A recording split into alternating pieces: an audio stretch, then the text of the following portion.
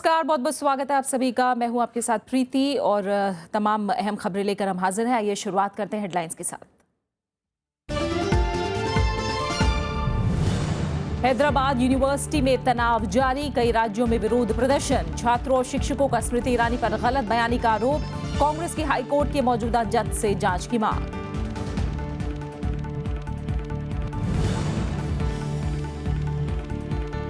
लोकायुक्त नियुक्ति मामले में सुप्रीम कोर्ट से यूपी सरकार को फटकार, कहा अखिलेश सरकार ने किया गुमराह, जस्टिस वीरेंद्र सिंह की नियुक्ति को बदलने से इनकार।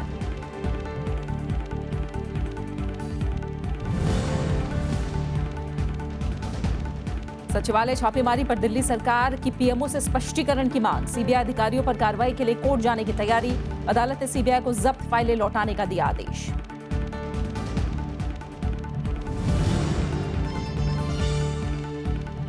पेशावर हमले की दुनिया भर में निंदा। अमेरिका ने कहा आतंकवाद के खिलाफ लड़ाई में पाकिस्तान के साथ। राष्ट्रपति प्रणब मुखर्जी का बयान, अच्छे और बुरे आतंकवादियों के बीच नहीं हो सकता कोई फर्क।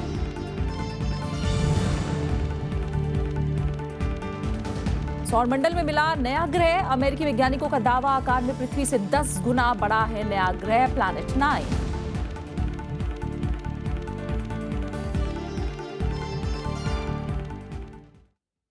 हैदराबाद यूनिवर्सिटी में दलित छात्र की खुदकुशी को लेकर तनाव बरकरार है। मानव संसाधन विकास मंत्री स्मृति ईरानी के छात्र रोहित वेमुला को सस्पेंड किए जाने वाले जांच कमेटी के बारे में दिए गए बयान पर विवाद हो गया है।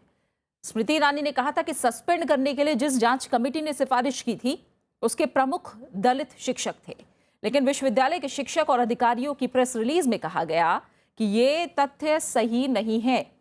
विश्वविद्यालय के SC/ST वर्ग के शिक्षकों ने छात्र के समर्थन में उतरते हुए सभी प्रशासनिक पद छोड़ने का भी फैसला किया है। छात्र नेताओं ने भी आंदोलन को लेकर स्मृति ईरानी के बयान को गलत बताया है। हैदराबाद विश्वविद्यालय में आज भी छात्रों का प्रदर्शन जारी है। ये उन लोगों की गिरफ्तारी की मांग कर रहे हैं जिनके खिलाफ मामला दर्ज किया गया है। So until unless we will get the justice and we will not leave this movement. Hyderabad university के दलित छात्र रोहित वेमुला की आत्महत्या के मामले पर विरोध कई राज्यों में भी बढ़ता जा रहा है। तमाम राजनीतिक दलों के प्रतिनिधियों के हैदराबाद पहुंचने के बीच ही सरकार ने कल इस मामले पर सफाई दी। केंद्रीय मानव संसाधन विकास मंत्री स्मृति ईरानी ने आरोप लगाया कि आत्महत्या के मामले को दलित बनाम गैर दलित के टकराव के रूप देने की कोशिश की जा रही है। कई राजनीतिक दलों ने मामले की CBI जांच की मांग की है। हैदराबाद यूनिवर्सिटी के दलित छात्र रोहित वेमुला की आत्महत्या के बाद बुधवार को लगातार तीसरे दिन छात्रों का विरोध जारी रहा। यह विरोध हैदराबाद से निकलकर दिल्ली के अलावा भोपाल और कोलकाता में भी नजर आया। स्थिति को भांपते हुए सरकार ने अपने 3 मंत्रियों के साथ प्रेस कॉन्फ्रेंस की।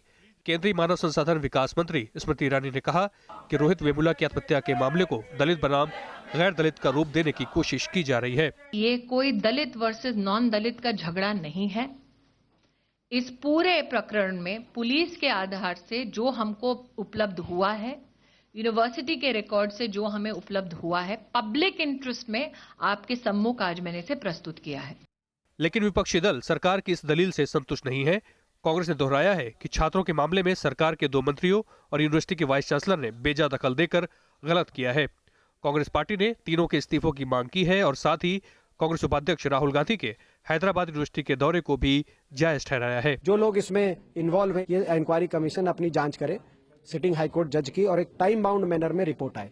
बीजेपी ने राजनेताओं के दौरों को राजनीति से प्रेरित बताया था, लेकिन इस बीच बुधवार को भी BSP, CPM, TMC, RPI समेत कई राजनीतिक दलों के नेता हैदराबाद यूनिवर्सिटी पहुंचे। सभी ने रोहित वेमुला की आत्महत्या के मामले की जांच की मांग की है। Independent inquiry, it could be judicial, it could be non-judicial, but something in inquiry which is not being foisted by the same minister who has, through her pressure, created the situation and this unfortunate suicide. पूरी जांच होनी चाहिए और जो भी कुछ यहाँ university में हुआ है इसका मैं धिक्कार करता हूँ, निषेध करता हूँ और इसी तरह का हादसा दोबारा ना हो इसके लिए मैनेजमेंट ने पूरी कोशिश करनी चाहिए और रोहित के इस सुसाइड की, आत्महत्या की CBI जांच हो, इसके लिए मैं कोशिश करने वाला हूँ। आम आदमी पार्टी के नेता और दिल्ली के मुख्यमंत्री अरविंद केजरीवाल गुरुवार को हैदराबाद यूनिवर्सिटी का दौरा करने वाले हैं। PhD के दलित छात्र रोहित वेमुला ने रविवार को अपने हॉस्टल में खुदकुशी कर ली थी। हालांकि सुसाइड नोट में किसी का नाम नहीं लिया गया है। केंद्रीय मानव संसाधन विकास मंत्रालय की टीम बुधवार रात तक इस बारे में अपनी रिपोर्ट सौंप सकती है। Bureau report, Rajya Sabha TV. केंद्र सरकार ने बिजली कीमतों से जुड़ी नीति में संशोधनों को बुधवार को मंजूरी दे दी है। इसका मकसद 24 घंटे बिजली आपूर्ति और उपभोक्ताओं के लिए लागत घटाना है। इसके अलावा शहरों में कचरे से खाद बनाने वालों को प्रति टन 1500 रुपए सब्सिडी देने का फैसला भी किया गया है। केंद्रीय कैबिनेट ने बुधवार को बिजली सेक्टर से जुड़ा बड़ा फैसला लिया।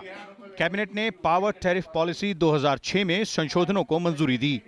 इन संशोधनों से उज्ज्वल डिस्कॉम एश्योरेंस योजना को मजबूती मिलेगी और सबको सस्ती दर पर 24 घंटे बिजली मिल सकेगी। हर एक रेगुलेटर को ये कहा गया है कि राज्य सरकार के साथ मिलके वो एक ट्रैजेक्टरी बनाए कैसे और कम से कम समय सीमा में हर घर तक, हर उद्योगपति तक, हर उद्योग कारखाने तक, हर दफ्तर तक, हर दुकानदार तक कैसे सबको 24/7 बिजली पहुंचाने का उनका रोड मैप क्या होगा, ये उनको जरूरी बना के हमें देना पड़ेगा। कैबिनेट ने ऑर्गेनिक खाद को बढ़ावा देने के लिए भी बड़ा फैसला किया। देश के शहरों में हर साल 62 मिलियन टन कचरा पैदा होता है और इसे ही ऑर्गेनिक खाद में बदलने की योजना है। बैलेंस फर्टिलाइजेशन भी लाने के लिए इस कंपोस्ट का अहम उपयोगिता है और आज तक पिछले 68 सालों में कोई ऑर्गेनिक फर्टिलाइजर के ऊपर सब्सिडी नहीं था। वहीं आर्थिक मामलों की मंत्रिमंडलीय समिति ने 5000 मेगावाट की सौर ऊर्जा परियोजना को भी मंजूरी दी। इसके लिए 5050 करोड़ रुपए की सब्सिडी दी जाएगी। विशाल दहिया, राज्यसभा टीवी। गांधीनगर में आज से 78वां अखिल भारतीय पीठासीन अधिकारियों सचिवों का सम्मेलन शुरू हो रहा है। सम्मेलन में विधायकों के प्रति बदलती जनधारणा, लोकतांत्रिक संस्थाओं में जनता का विश्वास मजबूत करने और सदन की बैठकों में सदस्यों की उपस्थिति सुनिश्चित करने जैसे मुद्दों पर चर्चा होगी। इस दौरान सदन में वाद विवाद का स्तर सुधारने के उपायों पर भी विचार किया जाएगा। सम्मेलन में सभी राज्य विधानमंडलों समेत लोकसभा और राज्यसभा के प्रतिनिधि हिस्सा ले रहे हैं। ये सम्मेलन 24 जनवरी तक चलेगा। तो आज से इस सम्मेलन की शुरुआत हो रही है। गांधीनगर में अखिल भारतीय पीठासीन अधिकारियों और सचिवों का सम्मेलन शुरू हो रहा है। सम्मेलन में विधायकों के प्रति बदलती जनधारणा, लोकतांत्रिक संस्थाओं में जनता का विश्वास मजबूत करने जैसे तमाम अहम मुद्दों पर चर्चा होगी। और गांधीनगर से हमारे साथ सीधा जुड़े हैं हमारे संवाददाता अरविंद कुमार सिंह। हम उनका रुख करेंगे। अरविंद जी, पीठासीन अधिकारियों के सम्मेलन की एक अपनी अहमियत है, हम जानते हैं, और जिस तरह से लगातार प्रजातांत्रिक संस्थाओं के सामने चुनौतियां बढ़ती जा रही हैं, खासकर जनता के बीच कम हो रहे विश्वास को लेकर, इन सब के मद्देनजर किन अहम मुद्दों पर इस बार चर्चा होगी? ऐसा प्रीति, जैसे कि आप जानती हैं कि 1921 में स्थापित जो है ये बहुत ही महत्वपूर्ण संस्था है और अब दुनिया की बड़ी पुरानी संस्थाओं में से एक मानी जाती है। अंग्रेजी राज में इसकी स्थापना हुई थी और ये लगातार जो विधायी निकायों के समक्ष चुनौतियां हैं उसको लेकर के चर्चाएं करती रहती है। इस बार जो है जनता के बीच में जिस तरह से जनप्रतिनिधियों की छवि धूमिल हो रही है, उससे निपटने के लिए क्या उपाय तलाशे जाएं और किस तरह से जो है विश्वास बहाली हो, इन सारी चीज़ों पर चर्चा होगी। जो प्रतिनिधि हैं वो इस बात को जानते हैं कि वोटरों में ज़्यादा जागरूकता आ रही है, वोटिंग % बढ़ रहा है, लेकिन विधायी संस्थाओं के प्रति जो है वो जो आम जनमानस में जिस तरह की चुनौतियां हैं उससे लेकर के कई बातें हैं। तो ये इसमें जो 3 दिन की जो बैठक होगी इसमें बहुत गंभीर चर्चा होगी। और प्रीति, जो सबसे महत्वपूर्ण है कि इस बैठक के पहले आज जो है सचिवों का जो सम्मेलन है पूरे देश भर के विधायी निकायों का, उसमें जो है महासचिव लोकसभा और महासचिव राज्यसभा जो है हमारे वो भी संबोधित करेंगे उसको। और हमारे जो सचिवालय का प्रशासन है वो कैसे मजबूत हो, किस तरह से विधायकों को और जनप्रतिनिधियों को सशक्त किया जाए, ये सारे मसले हैं इसमें जो है जिन पर चर्चा हो रही है। बिल्कुल, बहुत बहुत शुक्रिया अरविंद जी आपका हमारे साथ जुड़ने के लिए और इस तमाम जानकारी के लिए। और आइए इस खबर के बाद अगली खबर का रुख करते हैं। कांग्रेस उपाध्यक्ष राहुल गांधी ने इस साल तमिलनाडु में होने वाले विधानसभा चुनाव के लिए पार्टी की रणनीति पर चर्चा की। मीटिंग में तमिलनाडु कांग्रेस के अध्यक्ष इलानगोवन के अलावा पार्टी संगठन के पदाधिकारी और पूर्व केंद्रीय मंत्री शामिल हुए। इसमें क्षेत्रीय दलों के साथ साथ गठबंधन और अकेले चुनाव लड़ने की संभावनाओं पर बातचीत हुई। कांग्रेस से संबंध तोड़ने के करीब 3 साल बाद डीएमके ने आगामी विधानसभा चुनाव में कांग्रेस को उनके नेतृत्व वाले गठबंधन में शामिल होने का न्योता देने की बात कही थी। इसके बाद कांग्रेस इस बारे में गंभीरता से विचार कर रही है। अमित शाह का बीजेपी अध्यक्ष के रूप में फिर से चुना जाना लगभग तय हो गया है। अध्यक्ष पद के चुनाव के लिए अधिसूचना जारी होने के साथ ही इसकी प्रक्रिया शुरू हो गई है। पार्टी के अध्यक्ष पद के लिए नामांकन 24 जनवरी को स्वीकार किए जाएंगे और उसी दिन नामांकन पत्रों की जांच की जाएगी और 25 जनवरी को जरूरी होने पर चुनाव कराया जाएगा। पार्टी के अध्यक्ष के तौर पर अमित शाह का कार्यकाल 23 जनवरी को खत्म हो रहा है। अगर अमित शाह फिर से बीजेपी के अध्यक्ष चुने जाते हैं तो ये उनका पहला पूर्ण कार्यकाल होगा। अभी तक वो राजनाथ सिंह के 3 साल के कार्यकाल की शेष बची अवधि को पूरा कर रहे हैं। राजनाथ सिंह ने केंद्रीय मंत्रिमंडल में शामिल किए जाने के बाद अध्यक्ष पद छोड़ दिया था। अमित शाह ने 9 जुलाई 2014 को बीजेपी के अध्यक्ष के रूप में कमान संभाली थी। गृह मंत्री राजनाथ सिंह ने कहा है कि केंद्र ने राज्यों से बेहतर संबंध के लिए कई कदम उठाए हैं। उन्होंने कहा कि 14वीं वित्त आयोग की रिपोर्ट इसका सबसे बड़ा उदाहरण है। गृह मंत्री राजनाथ सिंह ने बुधवार को दिल्ली में केंद्र और राज्य के बीच बेहतर रिश्तों पर एक अंतर्राष्ट्रीय सम्मेलन का उद्घाटन किया।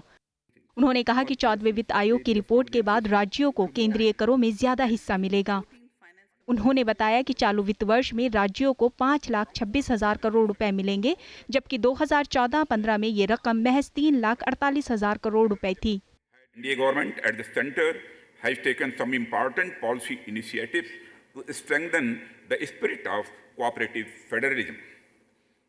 Foremost is the increase in the share of divisible tax pool from 32% to 42% as per recommendation of the 14th Finance Commission. गृह मंत्री ने कहा कि जीएसटी लागू होने से राज्यों को और फायदा होगा। उन्होंने बताया कि इस कानून से कर चोरी की समस्या खत्म हो जाएगी। It will have far-reaching implications and will help unify the whole country as a market and lead to uniformity in taxes on goods and services. Rajnath Singh ने कहा कि नीति आयोग का मकसद राज्यों को मजबूत करना है। इससे राज्यों से संवाद की प्रक्रिया तेज हुई है। कृति मिश्रा, राज्यसभा टीवी। केंद्र सरकार ने गंगा किनारे की 150 औद्योगिक इकाइयों को बंद करने का आदेश दिया है। इनमें चीनी मिल और चमड़े के कारखाने भी शामिल हैं। इन इकाइयों में दूषित जल उत्सर्जन की ऑनलाइन निगरानी प्रणाली नहीं लगने की वजह से बंद करने का आदेश दिया गया है। वन और पर्यावरण मंत्री प्रकाश जावड़ेकर ने बताया कि गंगा प्रदूषण नियंत्रण बोर्ड ने गंगा नदी में औद्योगिक प्रदूषण को रोकने के लिए एक्शन प्लान बनाया है। इस वजह से गंगा में औद्योगिक प्रदूषण में कमी आई है। उनके मुताबिक 764 औद्योगिक इकाइयों में से 514 ने ऑनलाइन निगरानी व्यवस्था लगा ली है। 94 इकाइयों में ये लगाई जा रही है।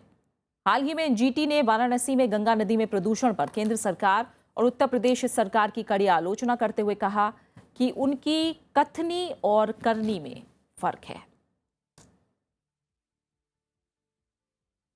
और यहां पर हम रुकना एक छोटे से ब्रेक के लिए। खबरों का सिलसिला लगातार जारी है।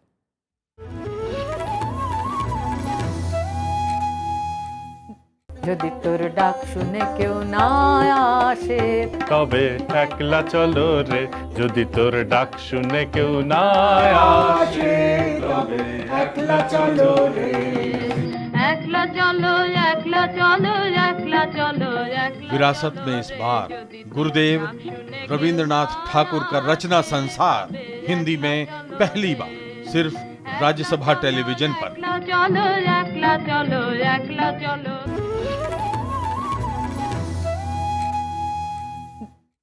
सुप्रीम कोर्ट ने कहा है कि लोकायुक्त नियुक्ति के मुद्दे पर उत्तर प्रदेश सरकार ने उसे गुमराह किया।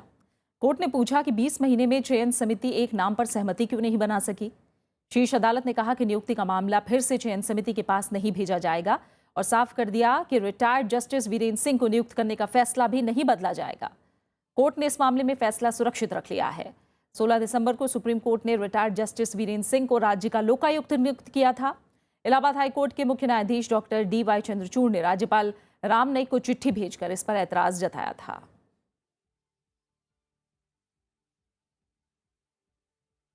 दिल्ली के मुख्यमंत्री अरविंद केजरीवाल ने अपने सचिवालय पर छापेमारी के लिए पीएमओ से स्पष्टीकरण की मांग की है। केजरीवाल ने मांग तब की है जब दिल्ली की एक अदालत ने सीबीआई को छापे के दौरान जब्त किए गए दस्तावेजों को दिल्ली सरकार को लौटाने का निर्देश दिया है।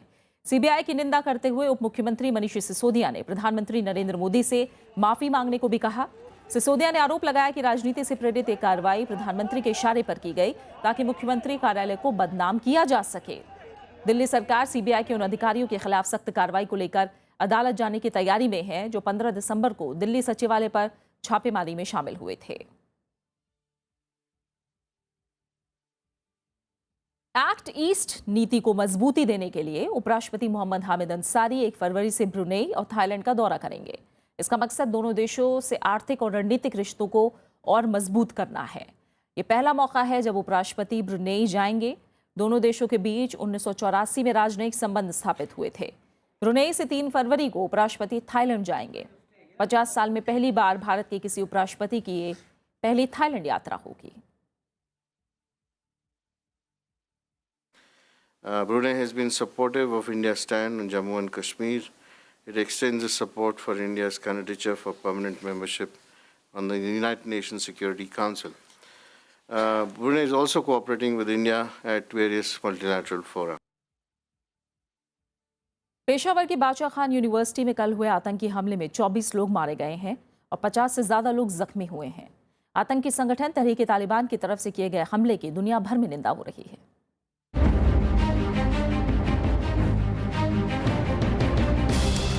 20 जनवरी पेशावर से करीब 40 किलोमीटर दूर मौजूद चारसद्दा की बाचा खान यूनिवर्सिटी। करीब 3,500 छात्र विश्वविद्यालय में होने वाले मुशायरे की तैयारियों में मशरूफ थे कि अचानक कैंपस गोलियों और धमाकों से गूंजने लगा। आतंकवादियों ने लोगों पर अंधाधुंध गोलियां बरसानी शुरू कर दी। मैं क्लास में बैठा हुआ था कि फायरिंग शुरू हो गई और वहाँ बहुत दूर तक कुछ दिखाई नहीं रहा, कुछ नहीं देख रहा था। फिर हम सिक्योरिटी वाले आ गए कि यार यहाँ से आप लोग चले जाओ। हम वहाँ से भाग निकले। दहशतगर्दों का पीछा किया जा रहा है, उन्हें बहुत हद तक ख़त्म भी किया गया है।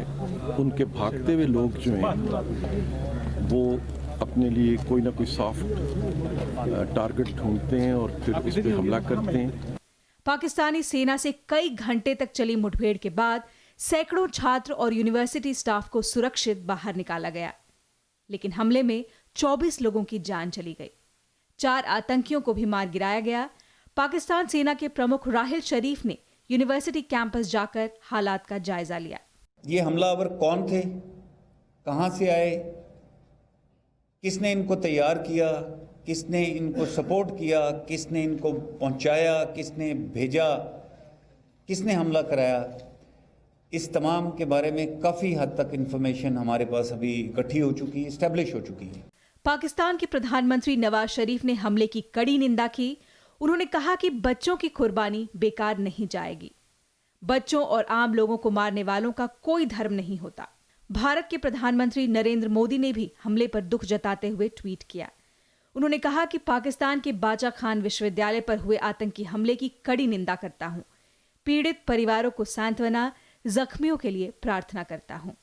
राष्ट्रपति प्रणब मुखर्जी ने भी हमले की निंदा करते हुए कहा कि अच्छे और बुरे आतंकवादियों के बीच कोई फर्क नहीं हो सकता और सभी तरह के आतंकवाद को पूरी तरह खत्म किए जाने की जरूरत है।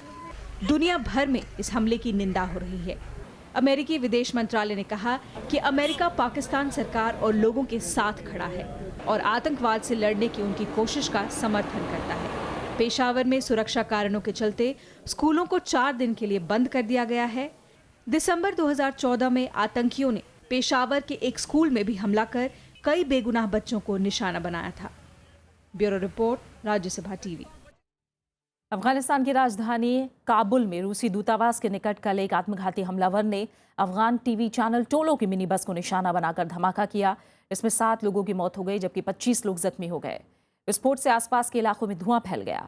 फिलहाल किसी संगठन ने इस हमले की जिम्मेदारी नहीं ली है। ये हमला तालिबान शांति वार्ता को बहाल करने के मकसद से हुई दूसरे दौर की अंतर्राष्ट्रीय बातचीत के 2 दिनों बाद हुआ। अफगानिस्तान, पाकिस्तान, चीन और अमेरिका के प्रतिनिधियों ने सोमवार को काबुल में एक दिन की बैठक की थी, जिसका मकसद बातचीत के जरिए 14 साल के तालिबान चरमपंथ का अंत करना है। पहले दौर की बातचीत पिछले हफ्ते इस्लामाबाद में हुई थी।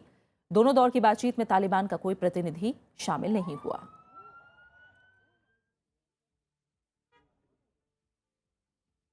संयुक्त राष्ट्र व्यापार agency UN conference on trade and development ने कहा है कि 2015 में भारत में विदेशी निवेश बढ़कर तकरीबन दुगना हो गया है। हालांकि एजेंसी के मुताबिक विदेशी निवेशकों को आकर्षित करने में अमेरिका पहले स्थान पर रहा, जबकि हांगकांग दूसरे और चीन तीसरे स्थान पर है। एजेंसी के मुताबिक दुनिया भर में एफडीआई में पिछले साल करीब 36% का इजाफा हुआ, लेकिन एजेंसी के मुताबिक इस निवेश का उत्पादन गतिविधियों में इस्तेमाल न होने से अर्थव्यवस्था को फायदा नहीं हो पाया।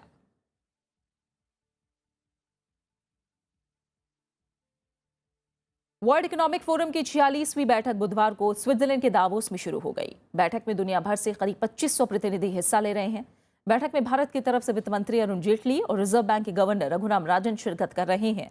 बैठक के पहले दिन शरणार्थियों की समस्या, विश्व अर्थव्यवस्था और चौथी औद्योगिक क्रांति यानी डिजिटल उद्योग के विकास पर चर्चा हुई। दावोस में वर्ल्ड इकोनॉमिक फोरम की बैठक के पहले दिन शरणार्थी समस्या चर्चा के केंद्र में रही। इस दौरान कहा गया कि विकसित देश पलायन करने वाले की परेशानी को समझें और अपने देश में आने वाले शरणार्थियों को समाहित करने की पहल करें। We love the country doesn't love us. So it's going to depend on the warmth of the welcome and the comprehensiveness of the integration program. बैठक में पश्चिम एशिया और अफ्रीकी देशों में बढ़ती हिंसा और उसके चलते पलायन करने वाले लोगों के पुनर्वास के तरीकों पर भी चर्चा हुई। We are willing to set up special economic zones that will employ these refugees. Now, when you do that, not only are you giving the refugee the sense of economic self-sufficiency, which will lower the cost of hosting refugees. Davos में digital उद्योग का फैलता दायरा यानी चौथी औद्योगिक क्रांति भी चर्चा का एक अहम मुद्दा है। इस पर चर्चा के दौरान डिजिटल उद्योग से जुड़े दिग्गजों ने कहा कि साइबर और डिजिटल फैलाव का फायदा सभी लोगों तक पहुंचना चाहिए। There is going to be economic surplus that's going to be created because of this fourth industrial revolution. The question is how evenly will it be spread between countries, between people in different economic strata and also different parts of the economy. इस बीच बैठक में शिरकत कर रहे वित्त मंत्री अरुण जेटली ने दावा किया कि भारत दुनिया की सबसे तेज बढ़ती अर्थव्यवस्था में से एक है। वित्त मंत्री ने कहा कि वैश्विक मंदी के बावजूद भारत 8 से 9% की विकास दर हासिल करने के रास्ते पर है। Bureau report, Rajya Sabha TV. Iran ने कहा है कि वो सीरिया में शांति के लिए हर संभव मदद करने को तैयार है। दावोस में वर्ल्ड इकोनॉमिक फोरम की बैठक में हिस्सा लेने पहुंचे ईरान के विदेश मंत्री जवाद जरीफ ने सीरिया में शांति कायम करने का रास्ता भी सुझाया। जरीफ ने कहा कि सीरिया में सभी पक्ष हिंसा रोकने पर राजी हों, इसके बाद वहां एक राष्ट्रीय सरकार बनाई जा सकती है। जरीफ ने सुझाव दिया कि सीरिया के संविधान में संशोधन कर वहां नए चुनाव कराए जा सकते हैं। ईरान का यह सुझाव सीरिया पर प्रस्तावित शांति वार्ता से पहले आया है। सीरिया 2011 से हिंसा की चपेट में है। गृह युद्ध के चलते यहाँ लाखों लोग बेघर हुए हैं, जबकि 3 लाख से ज्यादा की मौत हो चुकी है। A 4-point plan: ceasefire, national unity government, constitutional reform, elections based on the new constitution. I believe that's the basic framework that, as Secretary Kerry says, lies at the foundations of the new Security Council resolution. So we are prepared, we are determined to assist in this process. Nepal सरकार ने भारतीय सीमा से लगे तराई क्षेत्र के 100 से ज्यादा गांवों के लिए करीब 5 अरब रुपए की विकास योजना पेश की है। ये तराई वाला क्षेत्र नए संविधान को लेकर हुए प्रदर्शनों से बुरी तरह प्रभावित हुआ था। नेपाल सरकार के इस कवायद को संविधान का विरोध कर रहे आंदोलनकारी मधेसी समुदाय को खुश करने की कोशिश माना जा रहा है। 4.92 अरब रुपए के कार्यक्रम का औपचारिक उद्घाटन आज मोहतारी जिले में होगा। क्षेत्र के आधारभूत विकास के लिए यह कार्यक्रम वित्तीय वर्ष 2019-20 तक चलेगा।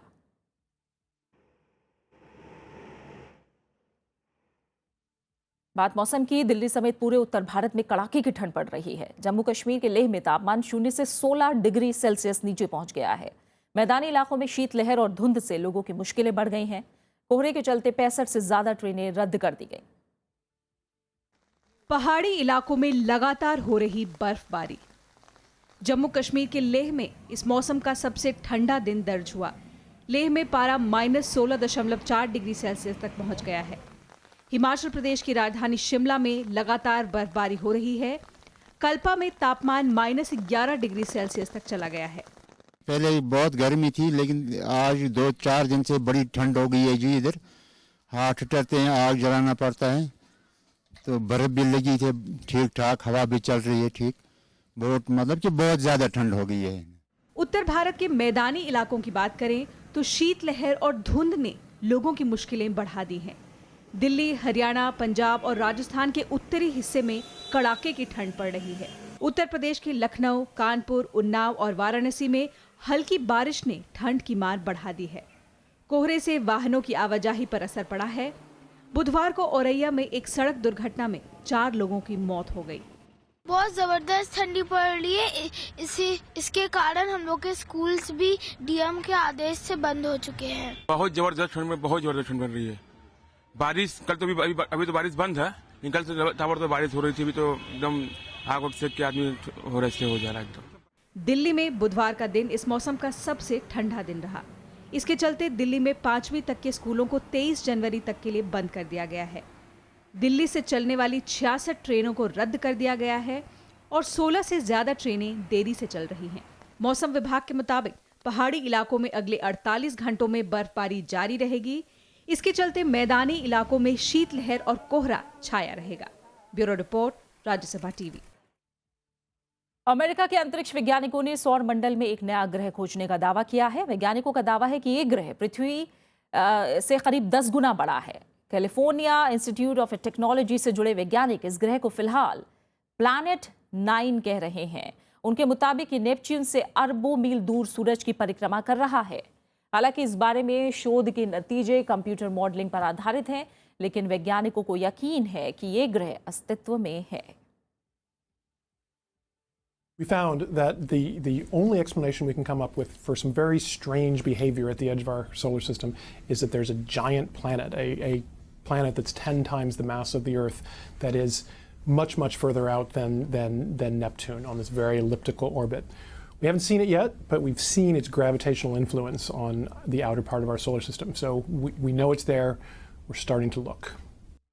और आखिर में एक नजर हेडलाइंस पर। हैदराबाद यूनिवर्सिटी में तनाव जारी, कई राज्यों में विरोध प्रदर्शन, छात्रों और शिक्षकों का स्मृति ईरानी पर गलत बयानी का आरोप, कांग्रेस की हाईकोर्ट के मौजूदा जज से जांच की मांग।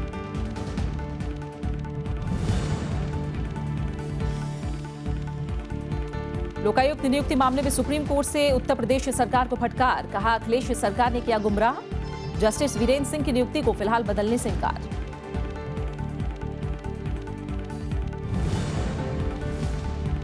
सचिवालय छापेमारी पर दिल्ली सरकार की पीएमओ से स्पष्टीकरण की मांग, सीबीआई अधिकारियों पर कार्रवाई के लिए कोर्ट जाने की तैयारी। अदालत ने सीबीआई को जब्त फाइलें लौटाने का दिया आदेश।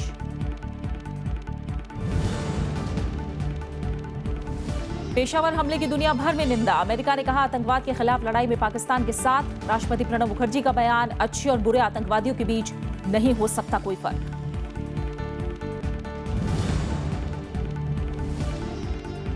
सौर मंडल में मिला नया ग्रह, अमेरिकी वैज्ञानिकों का दावा, आकार में पृथ्वी से 10 गुना बड़ा है नया ग्रह प्लैनेट 9।